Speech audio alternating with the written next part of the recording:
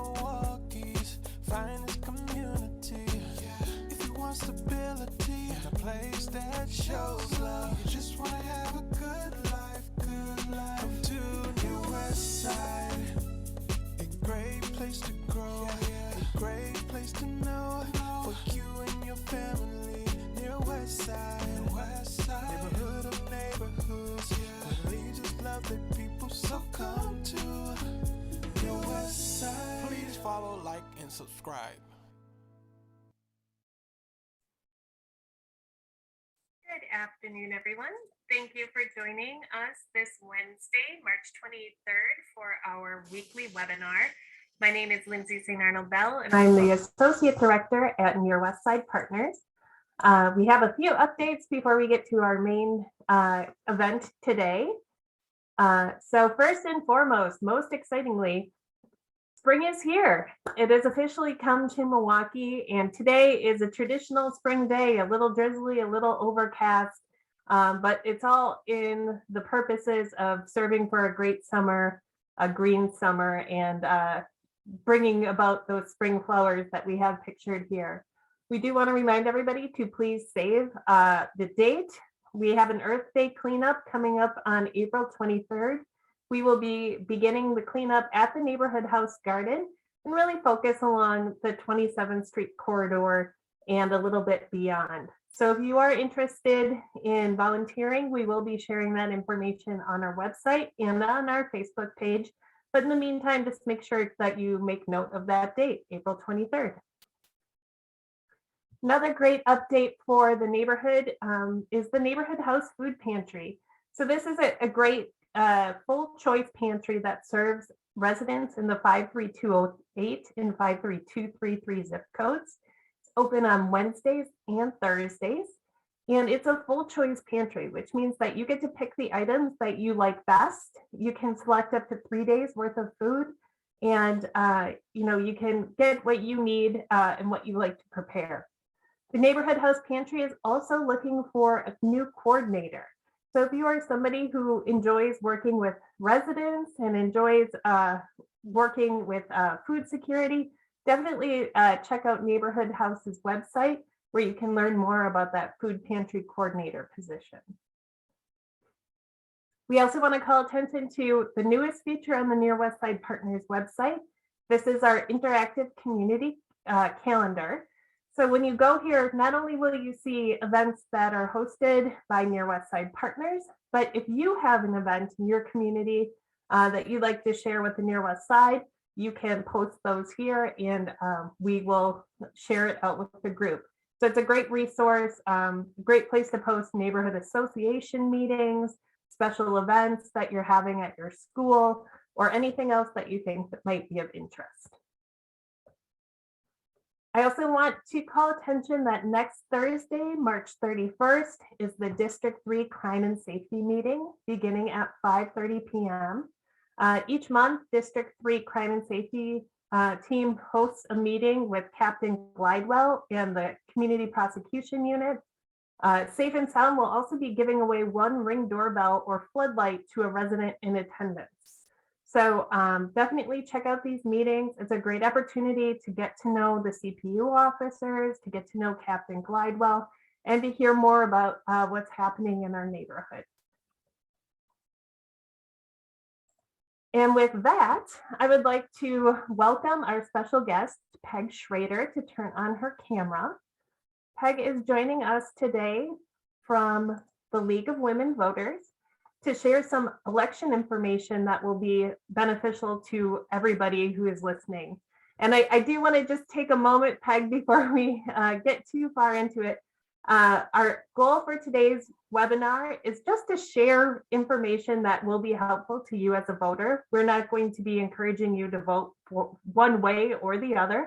You know, it's your vote, it's your voice, and you can use it however you like, but we just want to make sure that you have the information that you need so that you can participate in the elections that we have coming up. So Peg, welcome. Thank you. Thank you. It's a pleasure to be here.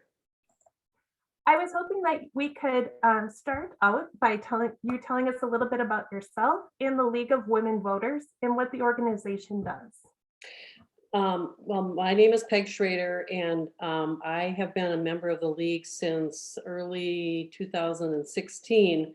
I'm retired, and I decided at some point that I needed to get involved with the work of helping people who are underrepresented be registered to vote. So that was my motivation for joining the League of Women Voters.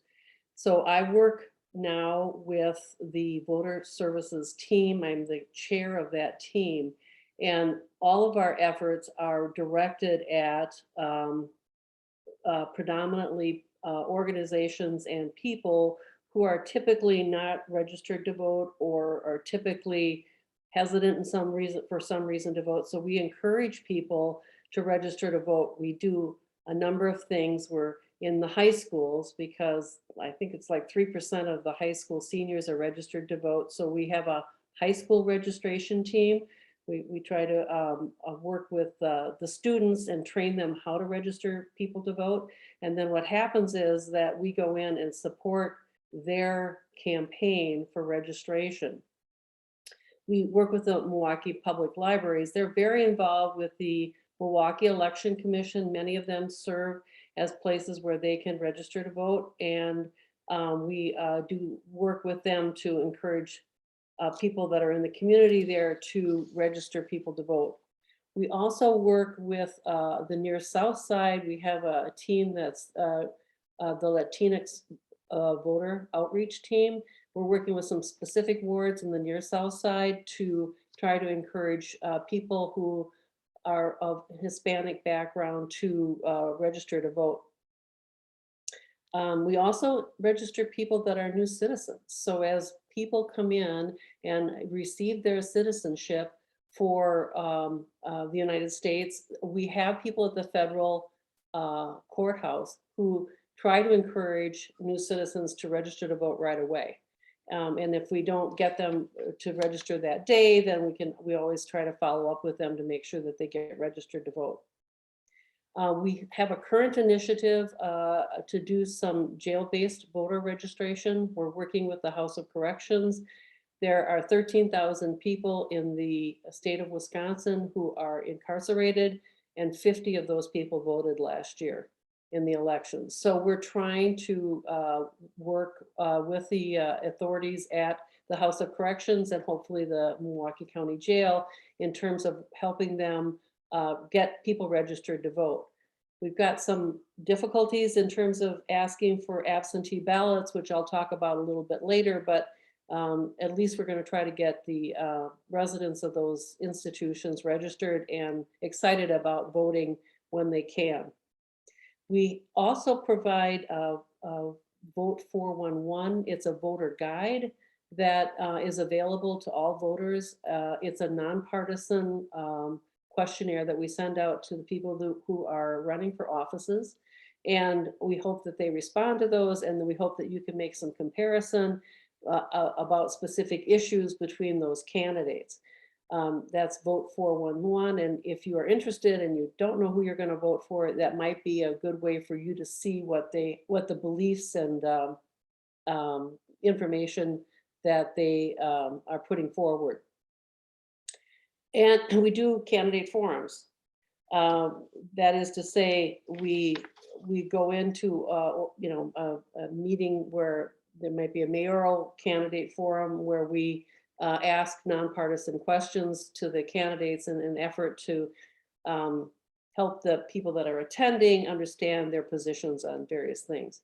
But the thing that I want to emphasize the most is that we as an organization are nonpartisan. We do not support any candidate. What we're interested in doing is getting people registered to vote. We do, however, have other advocacy things that we do. For example, we support we support the Restore the Voting Rights Act that's been struggling in the in the Senate. We support statehood for Washington, D.C. We want to adapt the Equal Rights Amendment. We act to prevent gun violence, where we made recommendations to the Milwaukee Police Department on policy and planning changes.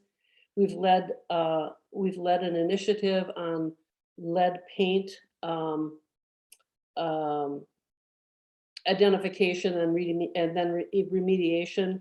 And we are, and I can't read that last thing we do. But my point is that we are an organization that if you're not interested specifically in voting, you can join and participate in other community activities or other community initiatives.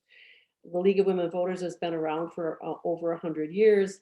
And sometimes we look like we lean to the left, and sometimes we look like we lean to the right, but we always have been very consistent about our supporting individuals in society and making it a better society in our opinion. That's great. And I do appreciate that overview. There's a lot that the League of Women Voters is doing, not just here in Wisconsin, but nationwide. Right. But, looking a little bit more locally and thinking about the elections this year, we know that there are a number of elections coming up in 2022. What races should our residents be aware of here in Wisconsin?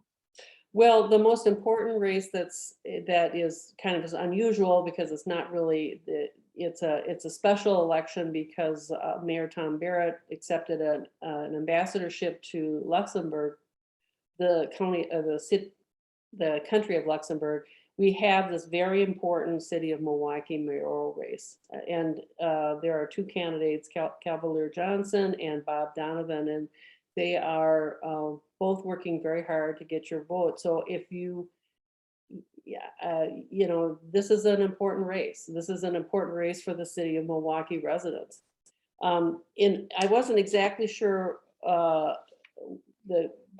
got some idea of where your territory is, but there are board supervisor races going on in District 1, District 2, District 3, District 9, District 12, and District 15. So you have a number of races there that are going on, and these are county board supervisor races. These are people that you probably know or have had contact with. And are those people that are currently running the people that you want to represent you in the next term? Or is there an incumbent? Some of these races, unfortunately, are not contested, but in each of these, there are two people running for each of these board supervisor races. So those are the ones that are coming up on April 5th, but you can still register to vote. That's great. But let me talk a little bit about the ones that are coming up too in the fall, because those are really important elections, offices also. For the Milwaukee County, there's a clerk of circuit court, and the Milwaukee County Sheriff will be up for election in the fall. There's a primary in September and the election in November. And at the state level, there's the governor, lieutenant governor, state attorney general, secretary of state, and state treasurer that all will be up for re-election. Wisconsin state senator districts 3 and 7, I think those are pretty much in your area. Wisconsin state representatives to the assembly districts 8, 9, and 19 will all be up for re-election. And for federal elections, there will be a U.S. Senator, Ron Johnson, our current U.S. Senator, will be up. There will be an election for that position. And then U.S. Congress District 4 will also be up for re-election. I think that's Glenn Moore that represents the city of Milwaukee. So there are important elections coming up. So it's important for you to, hopefully you are able to get registered and then become knowledgeable about who you want to register, vote for. That's great. And we have talked in the past about, making a plan to vote. And the first part of making a plan, I guess, is generally knowing when the elections are, but then also knowing what you need to be registered, how to find out if you're registered, where your polling place is, all that good stuff. So I guess kind of breaking that down with the first step, how can residents find out if they are registered to vote? And if they're not, what they will need to register? Okay, right now, let's answer the first question first. You can always call the Milwaukee Elections Commission to find out if you're registered to vote. If you're not familiar with the computers and you're not feeling comfortable about computers. However, one of the best ways, if you do feel comfortable with computers and or the internet, it's to go to myvote.wi.gov. And you've got that up, right? Okay. I'm gonna And share here, that screen. and here you can go down to register to vote. And if you type your name in, it will tell you whether you are a registered or not. Now, right now, you cannot register to vote on myvote.gov because they take a hiatus 20 days before the election.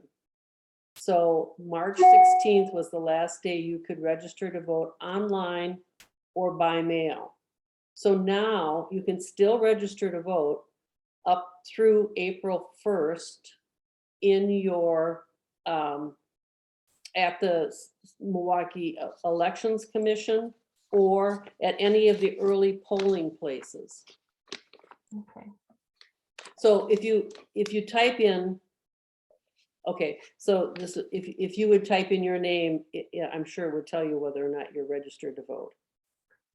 I can. So give me just a minute. Okay.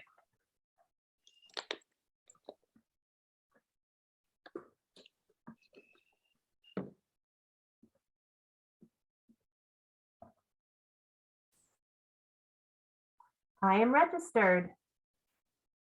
I'm not seeing that, but Oh, well, it says Lindsay St. Arnold Bell, status registered, and then it provides my address. okay. And then, all right, so if you then would go to the on top, what's on my ballot?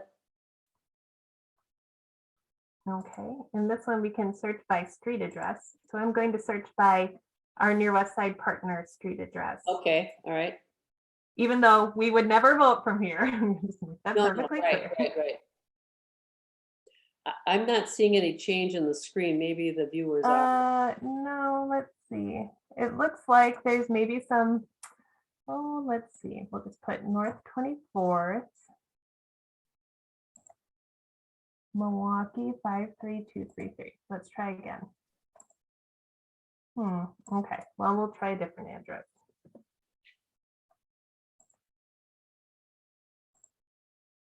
Okay, here we go. Do you see the sample ballot? I do not. Oh. Let me try stopping to share this and resharing. Maybe that will help. There it is. I can see it now. Okay. So the address is is one of your partners, and now here will show you your sample ballot. Okay. So it looks like there are a number of circuit court judges And there are many of them are unopposed. I think, in fact, all of them are unopposed. running uncontested. Yeah. Right. And it looks like there's District Supervisor 6 shows up on my ballot, along with the Milwaukee mayor. Oh, it's interesting for a 2-year term. So this is to complete the Right. last. Okay. Right. That's very interesting and very helpful. Right.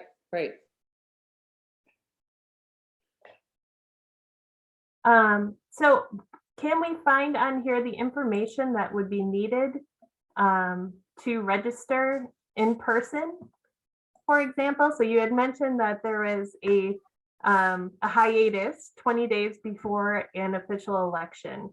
So if Right. you're not currently registered, if you search here and you don't see your name, or if you've had an address change and you wanted to register in person, what kind of information should you bring to the polling place? You have to bring, well, first of all, everybody knows that they have to be a US citizen, a resident of Wisconsin, at least 28 days at the current address, 18 years or older, and not currently serving a sentence for a felony, including probation, parole, or extended supervision must be off paper. So you can register at the municipal clerk's office and at an early polling station in your municipality until April 1st. If you have a valid, unexpired state of Wisconsin driver's license or a Wisconsin DOT ID, you must provide the number and expiration date to register to vote. If it is expired or canceled, you can provide the number and the last 4 digits of your social security number. If you've not been issued a Wisconsin driver's license or a ID, you must provide the last 4 digits of your social security number. Then all voters must provide a proof of residence document when registering. All proof of residence documents must include the voter's name and current residential address. And there are several, I have 10, I think it's 10 here that will, 10 items here that can be considered proof of residence. The driver's license, an official identification card or license issued by a Wisconsin governmental body or unit, an identification card issued by an employer in the normal course of business and bearing a photo of the card holder, but not including a business card. So there are several, there are a lot of different things, which perhaps maybe we would give you a list and you could post that on your website so that people can sort through about what it is that what they can bring. So, but you have to have, it's got to have a picture and your current address, that the address that you are currently living at and have been living at in the last 28 days. And it can be a bank or credit card statement, a check or other document issued by a unit of government. So there's a number of different things that you can use to identify that you are you and that you live at a certain address. And I've actually had the good fortune of working in voter registration before, and I can tell you that if you can pull up a bank statement on your phone, Yes. you don't always need to have physical paper documents. Sometimes you can use those electronic documents. Right. I do want to ask a question about the 28-day rule. So we know that some of our residents move and may have moved within the last 28 days. Can they still participate in this election? Yes, but they where they vote will be questioned. Will they vote at their current address if they're not 28 days, or will they vote at their past address, or can they request an absentee ballot? And I believe that the time is over for requesting absentee ballots. I think that was yesterday. So students have the right to vote in Wisconsin if they have resided in a ward for at least 28 days and are a U.S. citizen at least 18 years old on or before election day. Student status will not be a consideration in determining residence for the purpose of establishing voter eligibility. So if, for example, college students have choices for where they vote, but establishing the required 28 days of consecutive residency may be tricky for them. State law acknowledges that college students may move frequently and provides special exceptions for them. And then I went on to say that they have to be in there for 28 days. So if they live in the dorm for 28 days, if they live in that specific ward for 28 days, they should be eligible to vote. Okay, that's great. And if there are questions, they can always call the Election Commission's office or visit their website for more information. Exactly. I think calling too, to make sure that they know what they need to bring, to the polls in order for them to vote. Great. And you mentioned earlier about the League of Women Voters work with the Milwaukee County Corrections. And when you were discussing who is eligible to vote, you noted that individuals who are convicted felons who are currently still on paper are not actively eligible. But, I feel like there's a lot of confusion around who can and who can't vote. Are there any things that you find people are particularly confused about, or any myths that you'd like to dispel about who can and cannot vote? Most people think that if you're in jail, you can't vote. But if you're being charged with a felon but have not yet been convicted of a felon, you are eligible to vote. If you are charged with a misdemeanor and or convicted of misdemeanor, you are eligible to vote. If you are, you've served your time and you do not have any more, you're not on paper, you're off of parole, and you are eligible to vote. So it's that place where you are convicted of a felony and either a serving time or on paper where you're prohibited from voting. There is some work right now. There has been a legislative initiative to require that people pay off all of their fines, and the league is, against that because it's kind of like a poll tax, So we're one of the things that we do is we join with other organizations and either create lawsuits or do advocacy pushes for these kinds of legislative work that is really trying to prevent people from voting. Great. And is there any other information that you think is important for voters to be aware of at this time? Either as they are preparing and their plan to vote, or as they are looking ahead to later 2022 or 2023? One of the things that I want to mention is that because the drop boxes have been removed, the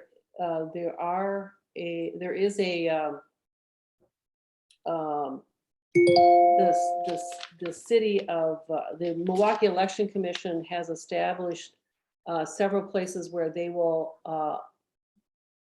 take the absentee ballots of individuals from the individual and take it into the building and process it, so that people that have limited mobility or a disability can make arrangements to deliver their absentee ballot to a person. So I think that's an important piece. I can send you some information about where those places are, and people can look on your website for that. But we want to make sure that people with seniors and people with disabilities have an opportunity in the city of Milwaukee to do that.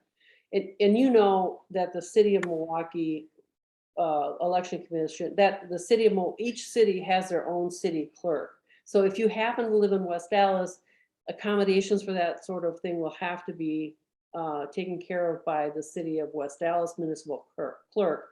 So and that too can be found on myvote.wi.gov. Who's my municipal clerk? Great. Well, that is fantastic. And Peg, I really appreciate you joining us today to share this information.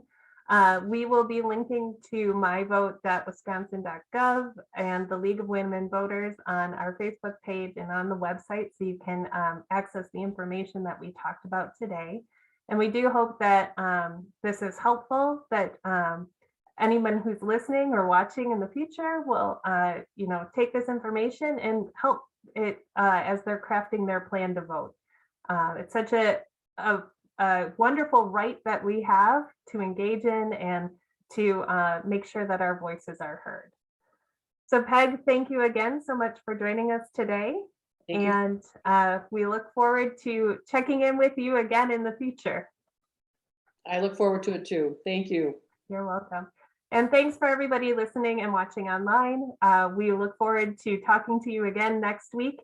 We will have Barb Scotty and members of our Patient Center Outcomes Research Team presenting about their plans and how hope can impact wellness. So it'll be a really great conversation. Have a wonderful afternoon.